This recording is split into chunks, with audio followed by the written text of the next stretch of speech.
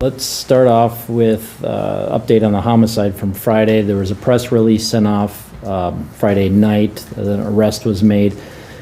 I'll give you what I have. We don't really have everything. The why this happened, what led up to it, is questions we still don't have answers to yet. But just to recap, this was around 4:30 a.m. We had a report of a stabbing in the 3500 block of South Larch Avenue.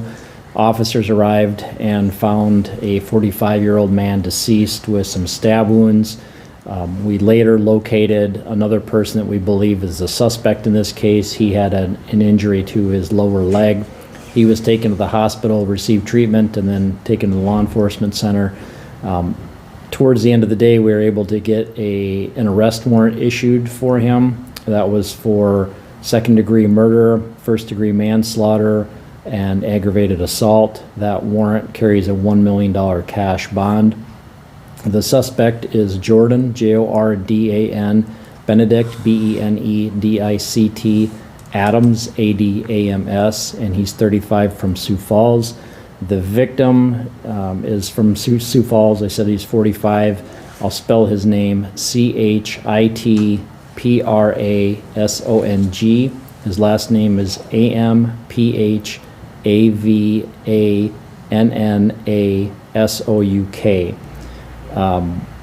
Probably the big question that we have is what happened, and we don't know that. We had several witnesses that saw the altercation taking place and identified the suspect in this case.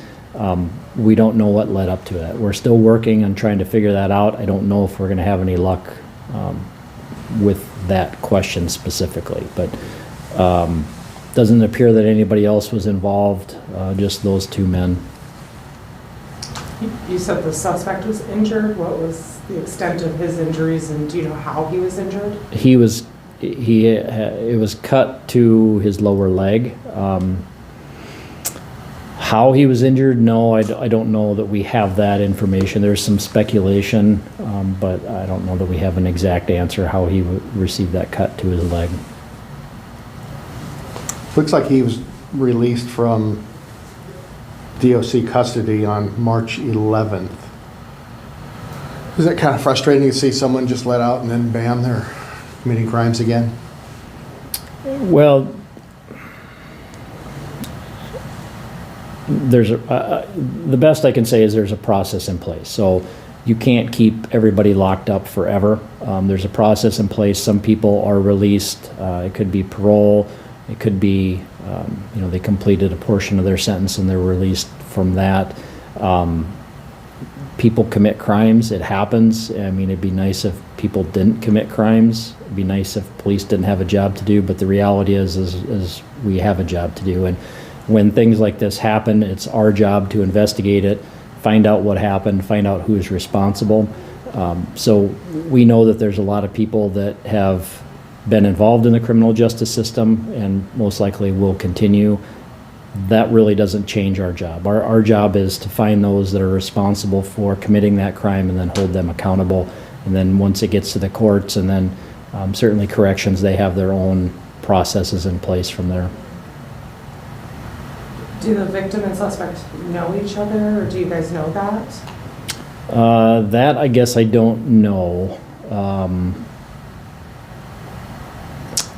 I'll have to do some checking on that. I didn't see anything if they knew each other, but I don't know if that's clear yet or not, if we know that there was a connection between the two of them.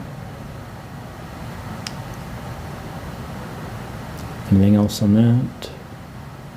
Okay. I got probably one big thing on the log, and that was one of the robberies. We had two robberies that happened. The first one was Sunday morning. This was around 9:45 a.m. and this was outside the Sunshine downtown, 500 block of South 2nd Avenue. We had, one thing I didn't get was the victim's age. Our victim is 50 years old.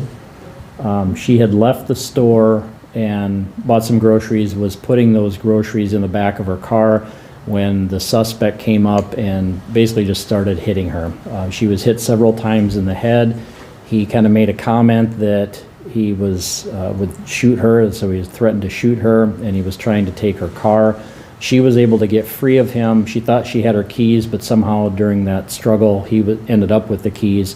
So then he left with her car. She went back to the business and then called police.